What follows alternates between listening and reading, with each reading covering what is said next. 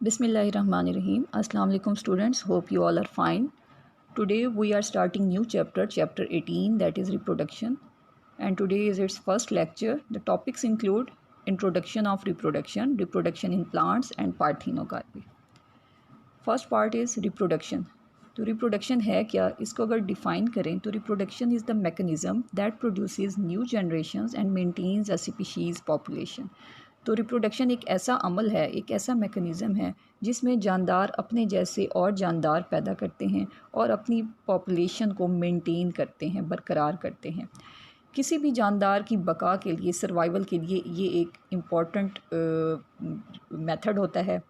Every species of organisms can reproduce new individuals of that species.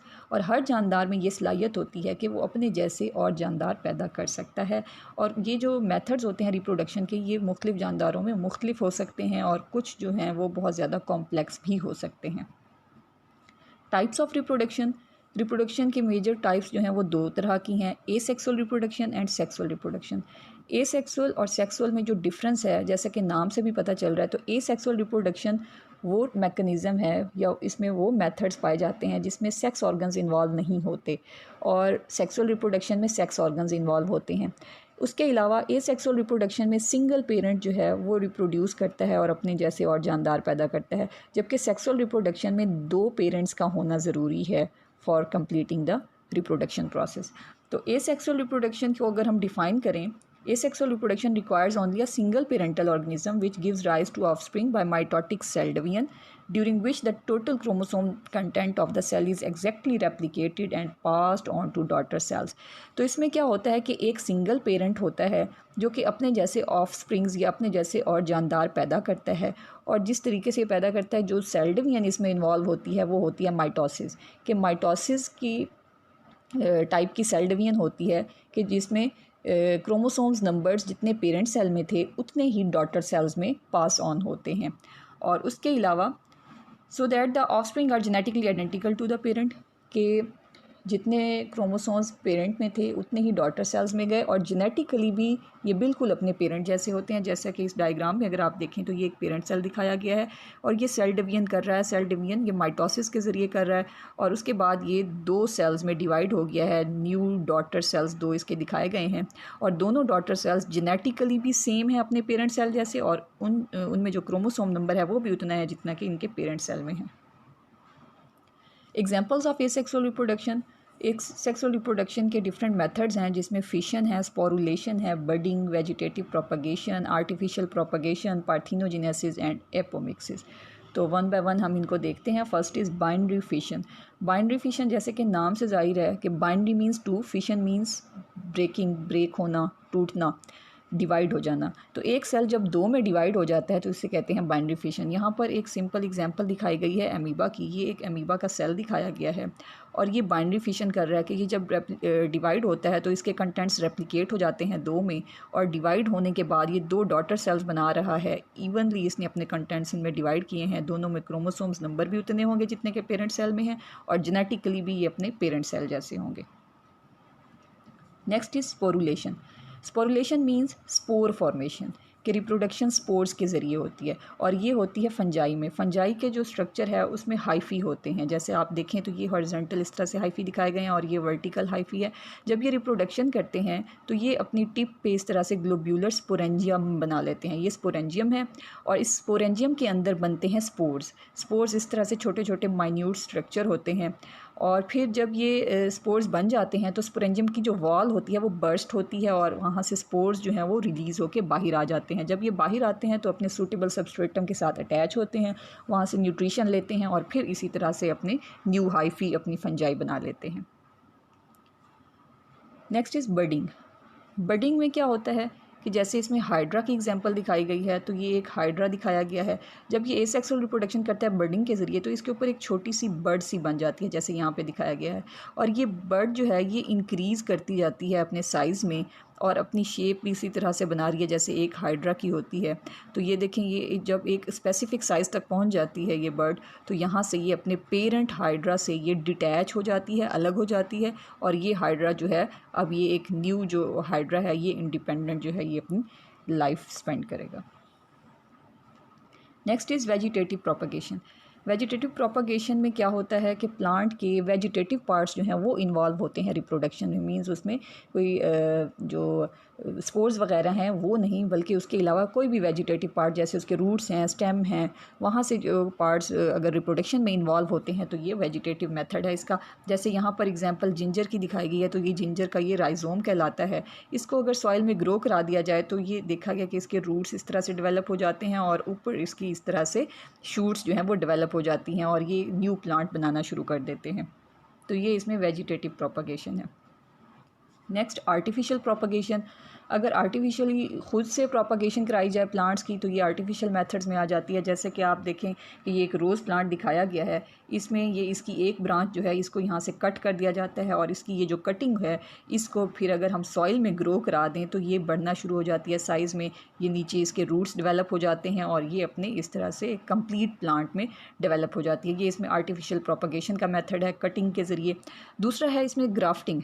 Grafting में क्या होता है, जिसे हम पैवनकारी भी कहते हैं, कि ये देखें पॉट में एक प्लांट दिखाया गया है जिसको स्टॉक लिखा हुआ है। ये जो प्लांट है इसके ऊपर वाला जो हिस्सा है इसकी ब्रांचेस या इसकी जो स्टेम है उसको काट दिया गया है और इसके ऊपर एक और प्लांट की ये ब्रांच जो है काट के लाए हैं जिसको शियोन कहते हैं, वो इसको स्टॉक के साथ इसको जोड़ दिया जाता है।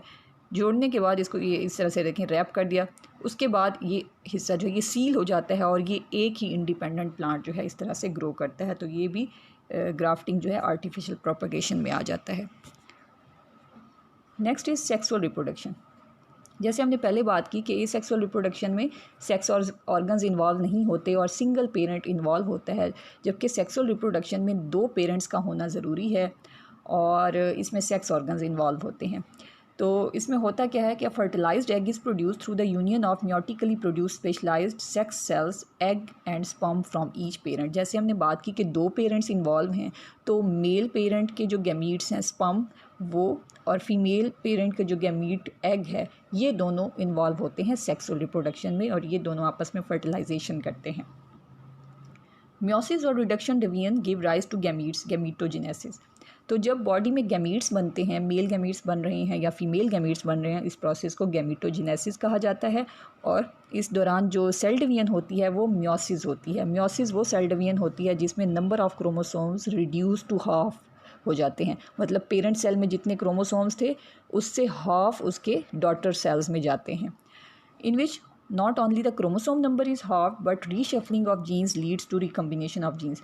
तो ये इस प्रोसेस में सिर्फ क्रोमोसोम नंबर हाफ नहीं होते बल्कि उसमें एक और चीज़ भी होती है कि जीन्स जो हैं वो रीशफल हो जाते हैं, क्योंकि म्योसिस के दौरान क्रोमोसोम्स की क्रॉसिंग ओवर होती है। तो क्रॉसिंग ओवर से ये अपने जो सेगमेंट्स होते हैं, जो जीन्स हैं वो एक्सचेंज करते हैं, जिसकी वजह से जीन्स जो है रीशफल हो जाते हैं और न्यू कम्बिनेशंस जो हैं वो बनते हैं। This not only maintains the chromosome number in a species but also produces genetic variation। तो उस genetic reshuffling की वजह से इसमें genetic characters में variations आती हैं, जो कि एक important factor है किसी भी organism का, किसी भी species का survival के लिए और किसी भी environment में adaptation के लिए। ये एक बहुत अहम जो है ये point है। Reproduction in plants। प्लांट्स में रिप्रोडक्शन एसेक्सुअल मेथड से भी होती है और सेक्सुअल मेथड से भी। एसेक्सुअल में जैसे हमने बात की कि लेयरिंग के ज़रिए, ग्राफ्टिंग, बडिंग के ज़रिए, आर्टिफिशियल मेथड्स के ज़रिए रिप्रोडक्शन हो सकती है। उसके अलावा सेक्सुअल रिप्रोडक्शन जो है इसमें वो भी इसमें होती है। इसमें जो लाइफ साइकिल होता है मोस्टली ये डिप्लोहैप्लॉन्टिक होता है। अब इसको हम डिस्कस करते हैं कि ये क्या होता है। प्लांट को जब आप देखते हैं कि वो ट्री की फॉर्म में मौजूद है, तो वो जो ट्री होता है वो स्पोरोफाइट उसकी फॉर्म होती है। ठीक है, प्लांट्स में 2 तरह की जनरेशन्स होती हैं, एक होती है स्पोरोफाइट जनरेशन, दूसरी होती है गैमीटोफाइट जनरेशन। जो उसका ट्री नज़र आ रहा होता है हमें, जिसके लीव्स हैं, स्टेम है, रूट्स हैं, वो उसका स्पोरोफाइट होता है। स्पोरोफाइट से बनते हैं स्पोर्स। ठीक है, और उसके बाद उसकी जो दूसरी जनरेशन बनती है वो होती है गैमीटोफाइट जनरेशन, जिससे बनते हैं गैमीट्स। मेल गैमीट्स हैं, फीमेल गैमीट्स हैं, फिर वो फर्टिलाइजेशन करते हैं, जाइगोट बनाते हैं और फिर एम्ब्रियो बनता है और एम्ब्रियो से फिर दोबारा स्पोरोफाइट बन जाता है। तो ये सेक्सुअल रिप्रोडक्शन का मैकेनिज़्म है इसमें। तो इसमें 2 जनरेशन्स हमने बात की कि if the 2 generations are vegetatively similar, अगर ये दोनों जनरेशन्स, एक स्पोरोफाइट दूसरी जनरेशन गैमीटोफाइट, अगर ये मॉर्फोलॉजिकली अपने स्ट्रक्चर के हवाले से दोनों जनरेशन्स एक जैसी हैं तो इनको कहा जाता है आइसोमॉर्फिक। और अगर ये दोनों जनरेशन्स स्ट्रक्चरली मॉर्फोलॉजिकली एक दूसरे से डिफरेंट हैं, डिसिमिलर हैं, तो ये कहलाती हैं हेट्रोमॉर्फिक। अब यहाँ पर दिखाया गया है ब्रायोफाइट का लाइफ साइकिल। ब्रायोफाइट्स में दोनों ही जनरेशन्स हैं, जैसे हमने बात की स्पोरोफाइट भी है, गैमीटोफाइट भी है। तो इसमें जो डोमिनेंट जनरेशन होती है वो गैमीटोफाइट होती है। यहाँ पर आप देखें तो इसका जो लाइफ साइकिल है वो स्टार्ट होता है यहाँ से, जहाँ पर लिखा हुआ है थैलस। ठीक है, थैलस के साथ ब्रैकेट में एन लिखा हुआ है, नीचे लिखा हुआ है हैप्लाइड गैमीटोफाइट जनरेशन।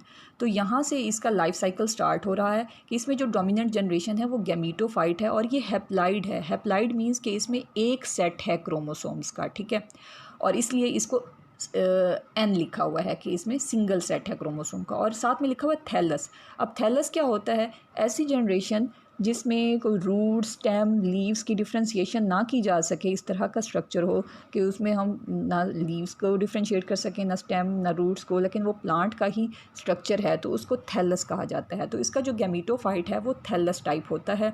ये डोमिनेंट जनरेशन है, हैप्लाइड है, इसमें एक सेट होता है क्रोमोसोम का। उसके बाद क्योंकि ये गैमीटोफाइट जनरेशन है तो इसने गैमीट्स बनाने हैं। गैमीट्स इसने दोनों बनाने हैं, मेल गैमीट्स भी, फीमेल भी। तो उसके लिए जो इसमें ऑर्गन्स पाए जाते हैं, फीमेल ऑर्गन्स, वो कहलाती हैं आर्चिगोनिया। ये प्लूरल है, इसको सिंगल जो है आर्चिगोनियम होता है। और इसी तरह से जो इसमें मेल सेक्स ऑर्गन है वो कहलाता है एंथ्रीडिया, सिंगुलर हो तो एंथ्रीडियम कहते हैं। अब ये क्योंकि हैप्लाइड थी जनरेशन, तो इससे बनने वाले जो सेक्स ऑर्गन्स हैं, फीमेल ऑर्गन आर्चिगोनियम और मेल ऑर्गन एंथ्रीडियम, ये दोनों भी हैप्लाइड हैं। देखिए यहाँ पर भी एन लिखा हुआ है और इसके साथ भी एन लिखा हुआ है। ठीक है, अब होता क्या है कि ये जो सेक्स ऑर्गन्स हैं, फीमेल सेक्स ऑर्गन आर्चिगोनियम के अंदर क्या बनेगा? फीमेल गैमीट बनेंगे, जिनको कहा जाता है ओवोस्फीयर। मेल ओवोस्फीयर फीमेल गैमीट है। एनिमल्स के केस में हम एग कहते हैं, जबकि प्लांट्स के केस में हम एग नहीं कहते, ओवोस्फीयर कहते हैं। तो फीमेल गैमीट जो प्लांट्स में है ये ओवोस्फीयर कहलाता है। ये भी हैप्लाइड हुआ उसी तरह से। और एंथ्रीडियम के अंदर जो मेल गैमीट्स बनते हैं वो क्या कहलाते हैं? वो कहलाते हैं एंथीरोजॉइड्स। इसके साथ भी एन लिखा हुआ है कि ये क्योंकि हैप्लाइड पेरेंट से बन रहे हैं तो ये हैप्लाइड हैं। और लिखा हुआ है एंथीरोजॉइड्स के साथ मोटाइल, कि ये मूवेबल होते हैं, ये मूव कर सकते हैं, जबकि ओवोस्फीयर्स या जो एग होते हैं वो मूव नहीं कर सकते। तो ये जो एंथीरोजॉइड्स हैं इनमें ये सलाहियत है कि ये मूव कर सकते हैं, जहाँ इनको मॉइस्चर मिलता है वहाँ ये स्विम करते हैं और ये ओवोस्फीयर्स के पास जाते हैं। ओवोस्फीयर्स इनको केमोटैक्सिस के ज़रिए, केमिकल सेक्रीशंस के ज़रिए इनको अपनी तरफ अट्रैक्ट करती हैं, और ये मेल एंथीरोजॉइड्स जाते हैं ओवोस्फीयर्स के पास, वहाँ जाके ये फर्टिलाइजेशन करते हैं। अब ये जो ओवोस्फीयर्स हैं ये आर्चिगोनियम के अंदर मौजूद होंगे। ठीक है, ये आर्चिगोनियम के अंदर जाके ये एंथीरोजाइड्स उनके साथ फर्टिलाइजेशन करेंगे। फर्टिलाइजेशन के बाद ये एंथीरोजाइड और ओवोस्फीयर दोनों के जो क्रोमोसोम्स हैं ये भी आपस में ये मिल जाएंगे, तो ये बना लेंगे 2n, 2 सेट क्रोमोसोम्स के हो जाएंगे। ठीक है, और फर्टिलाइजेशन के बाद ये दोनों मिलके क्या बनाएंगे? जाइगोट। अब जाइगोट जो है ये डिप्लाइड हो गया है, 2n को हम कहते हैं डिप्लाइड। एक n है तो एक सेट है क्रोमोसोम का, तब हैप्लाइड कहते हैं। तो जाइगोट डिप्लाइड हो गया है। अब ये जाइगोट ग्रो करेगा, एम्ब्रियो बनाएगा, और उससे फिर क्या बनाएगा? ये स्पोरोफाइट बनाएगा। तो इसमें जो स्पोरोफाइट जनरेशन है वो डिप्लाइड है, जबकि हमने बात की थी यहाँ पर गैमीटोफाइट जनरेशन की, तो वो क्या थी? हैप्लाइड थी। तो ये हैप्लाइड जनरेशन है, और जो स्पोरोफाइट है वो क्या है? वो डिप्लाइड जनरेशन है। तो इसके स्पोरोफाइट को, ब्रायोफाइट्स में स्पोरोफाइट को स्पोरोगोनियम भी कहा जाता है, सिर्फ ब्रायोफाइट्स में इसको कहा जाता है, अदरवाइज़ बाकी कैटेगरीज़ में हम स्पोरोफाइट ही टर्म यूज़ करते हैं। तो इसका जो स्पोरोगोनियम है वो डिप्लाइड है। अब इसमें जो स्पोरोफाइट होता है वो स्पोर प्रोड्यूसिंग जनरेशन होती है। तो इसमें स्पोर मदर सेल्स बनेंगे, क्योंकि ये डिप्लाइड था तो यहाँ पर भी ये डिप्लाइड ही लिखा हुआ है। स्पोर मदर सेल्स में होगी क्या? म्योसिस। ठीक है, स्पोर मदर सेल्स ऐसे सेल्स जो कि स्पोर्स बनाते हैं, यहाँ म्योसिस होगी। म्योसिस से क्या होता है? जैसे हमने पहले बात की कि क्रोमोसोम्स नंबर्स हाफ हो जाते हैं, कि यहाँ डिप्लाइड थे तो क्या हो जाएगा? इससे बनने वाले जो स्पोर्स होंगे उनमें क्रोमोसोम्स की तादाद हाफ हो जाएगी, हैप्लाइड हो जाएंगे, और ये हैप्लाइड स्पोर्स फिर ग्रो करेंगी और स्पोर्स से फिर बनेगी कौन सी जनरेशन? Gametophyte generation. तो जैसे कि हमने पहले बात की कि प्लांट्स में ये जो लाइफ साइकिल होता है ये डिप्लोहैप्लांटिक होता है। ठीक है, एक जनरेशन डिप्लाइड होती है और एक जनरेशन जो है हैप्लाइड होती है। डिप्लाइड स्पोरोफाइट और हैप्लाइड गैमीटोफाइट जनरेशन जो हैं ये अल्टरनेट हो रही हैं, तो इसको अल्टरनेशन ऑफ जनरेशन कहते हैं, और ये डिप्लोहैप्लांटिक टाइप लाइफ साइकिल है। नेक्स्ट इसमें आ जाते हैं जिम्नोस्पर्म का लाइफ साइकिल। जिम्नोस्पर्म्स का आप इसमें दिया गया है पाइनस सिल्वेस्ट्रस क्लास पिनेटी से जो बिलोंग करता है। पाइनस ट्री आपने कभी देखा हो तो पाइन्स इस तरह के होते हैं जिनके ऊपर इस तरह से कोन्स डेवलप होती हैं, इसकी वजह से इनको कॉनिफर्स भी कहते हैं। तो इसका जो लाइफ साइकिल होता है उसमें भी इसी तरह से स्पोरोफाइट जनरेशन भी है, गैमीटोफाइट जनरेशन भी इसमें पाई जाती है। अब इसका जो लाइफ साइकिल है उसमें आप देखें यहाँ से स्टार्ट हो रहा है, पाइनस ट्री से इसका लाइफ साइकिल स्टार्ट हो रहा है। इसमें जो डोमिनेंट जनरेशन होती है वो स्पोरोफाइट होती है, जबकि अभी ब्रायोफाइट्स की हमने बात की उसमें डोमिनेंट जनरेशन गैमीटोफाइट थी, इसमें स्पोरोफाइट होती है जो कि डिप्लाइड है जनरेशन। अब इस स्पोरोफाइट के ऊपर प्लांट के ऊपर देखें तो ये जैसे हमने बात की कि इसमें इस तरह से कोन्स बनती हैं, ठीक है। अब इसके ऊपर मेल कोन्स भी होती हैं, फीमेल कोन्स भी होती हैं। यहाँ पे डायग्राम में देखें, ये मैंने आपको दिखाई, ये इसकी मेल कोन दिखाई गई है, ठीक है, ऊपर जो दिखाई हुई है, और ये जो नीचे है ये फीमेल कोन है, इस तरह से इसकी फीमेल कोन होती है। अब ये मेल कोन के ऊपर देखें इस तरह से वुडी लीव्स से होते हैं, इनको स्पोरोफिल कहा जाता है। मेल कोन के स्पोरोफिल्स को माइक्रोस्पोरोफिल्स कहते हैं, और इसी तरह से फीमेल कोन के ऊपर ये जो स्पोरोफिल्स होते हैं वुडी से, इनको मेगास्पोरोफिल कहते हैं, ठीक है। तो इसमें डिप्लाइड स्पोरोफाइट में फीमेल कोन्स बनती हैं, फीमेल कोन के मेगास्पोरोफिल लिखा हुआ है, इसी तरह से मेल कोन के माइक्रोस्पोरोफिल लिखा हुआ है।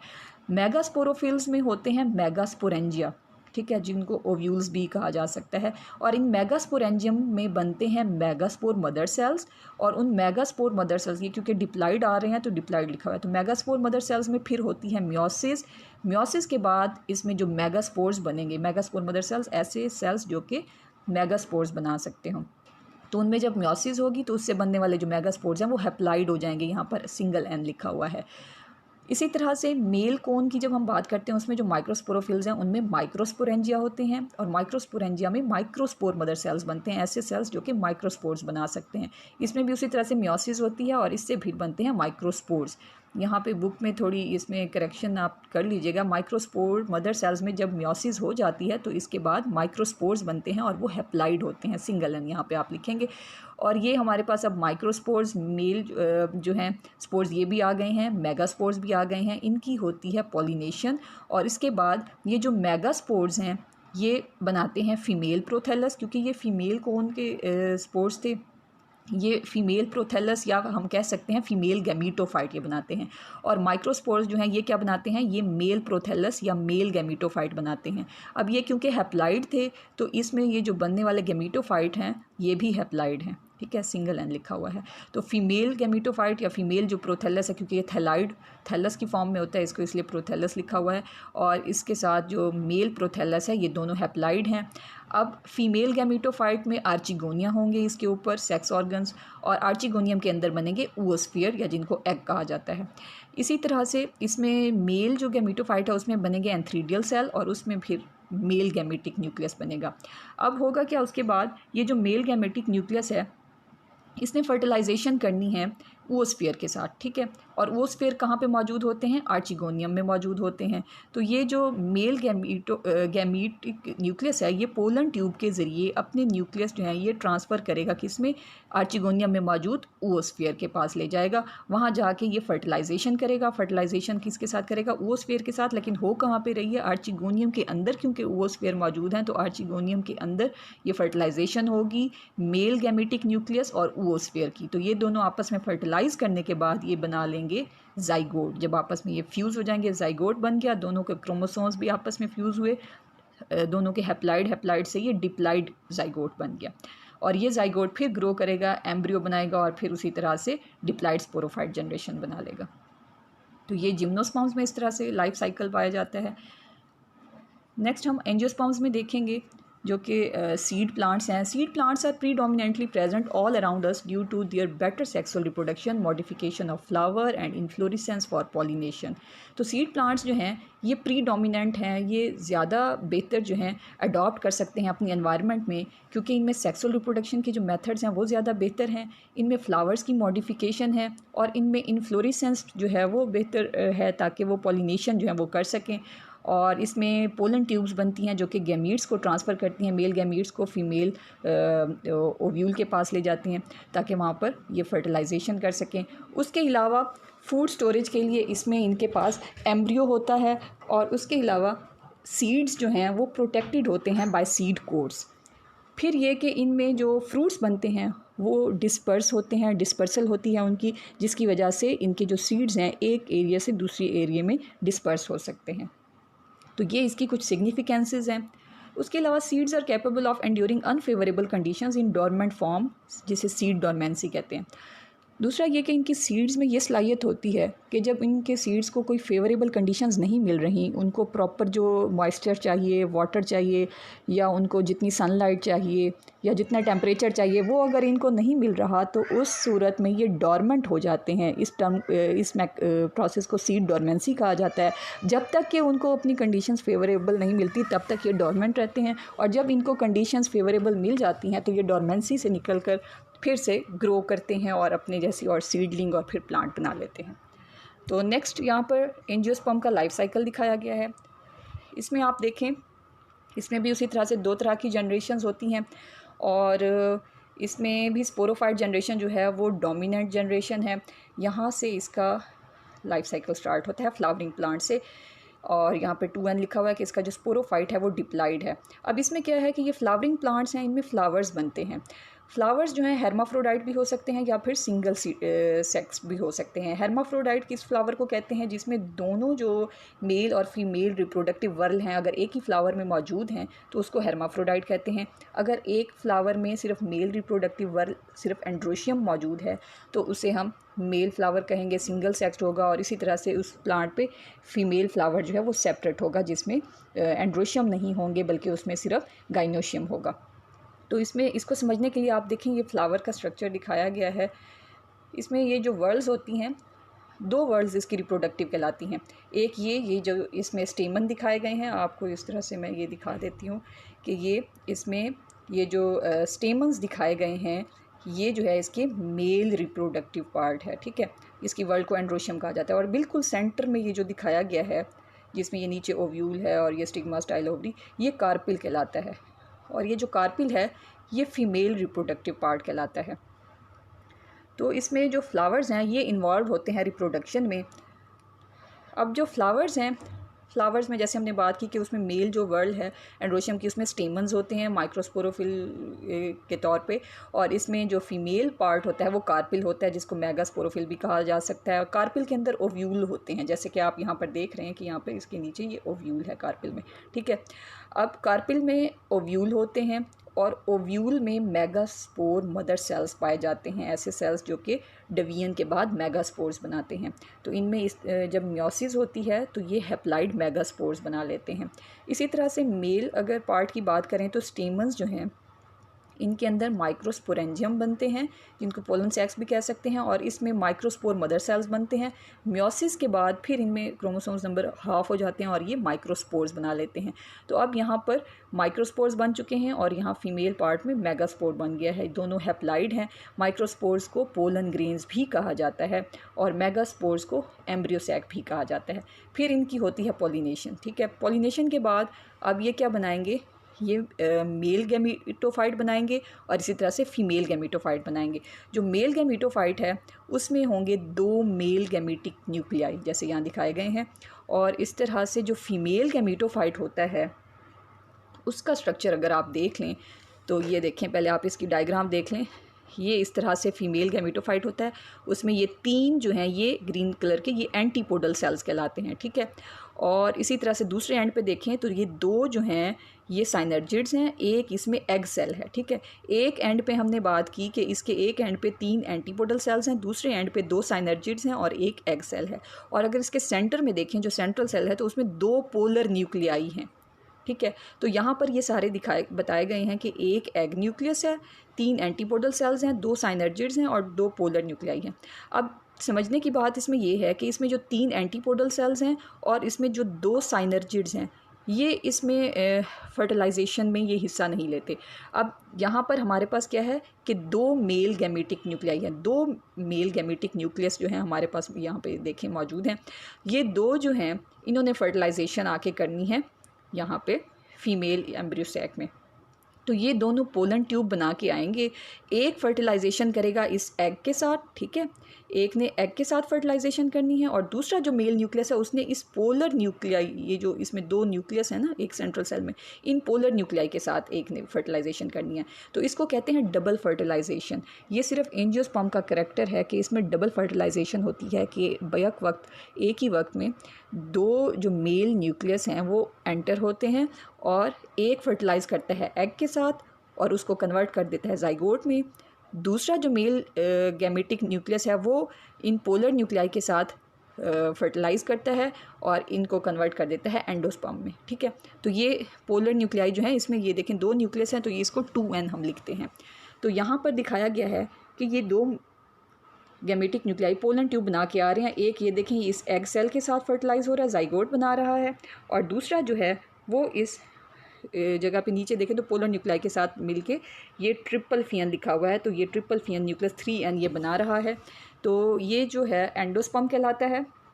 अब एक हमारे पास जाइगोट से जो बना है वो एम्ब्रियो है, और दूसरा जो है वो दो पोलर न्यूक्लियाई के साथ जिसने फर्टिलाइज़ किया था उसने एंडोस्पर्म बना दिया। एंडोस्पर्म 3n लिखा हुआ है कि एक n जो है वो मेल गैमेटिक न्यूक्लियस का है और 2n किसके हैं। यहाँ पर ये देखें दो पोलर न्यूक्लियाई थे ना, तो इनके पास दो सेट हैं क्रोमोसोम्स के, दो वो और एक जो मेल न्यूक्लियस इनके साथ फर्टिलाइज हुआ, 3n हो गई ये एंडोस्पर्म।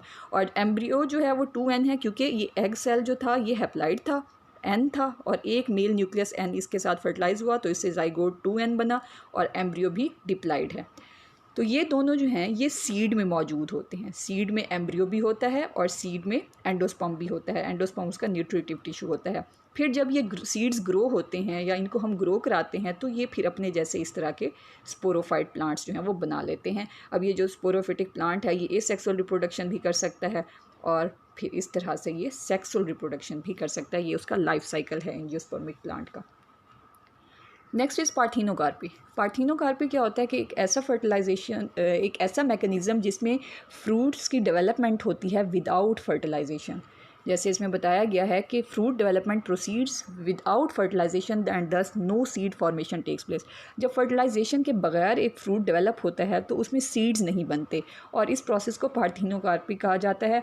जैसा कि आप इसमें एग्जांपल्स देखें बताई गई हैं, बनाना है, पाइन एप्पल्स हैं और कुछ ऑरेंजेस की वैरायटीज़ होती हैं या ग्रेप्स होते हैं जिनमें सीड्स नहीं होते, बीज इनके अंदर नहीं पाए जाते। तो ये किस तरह से डेवलप होते हैं, इनका जो फ्रूट बनता है वो पार्थिनोकार्पी के ज़रिए बनता है। और इसमें जो इसका केमिकल बैलेंस देखा गया है कि हार्मोनल इम्बैलेंस की वजह से ये पार्थिनोकार्पी होती है कि ऐसे फ्रूट्स में या ऐसे जब ये डेवलपमेंट होती है फ्रूट्स की तो उनमें जो ओवरीज़ हैं उनमें देखा गया कि ऑक्सीजन की कंसंट्रेशन ज़्यादा होती है। हाई ऑक्सीजन कंसंट्रेशन की वजह से ये सीड फॉर्मेशन नहीं करते और इसको आर्टिफिशियली ख़ुद भी इंड्यूस कराया जा सकता है कि कुछ फ्रूट्स जो हैं ख़ुद से इनको पार्थिनोकार्पिक कराया जाता है कि उनकी ओवरीज़ में ऑक्सीजन की कंसंट्रेशन बढ़ा दी जाती है जिसकी वजह से वो सीड फॉर्मेशन नहीं करते। तो ये आज का हमारा टॉपिक था। उम्मीद है आपको समझ आया होगा। That's it. Thank you. अल्लाह हाफिज़।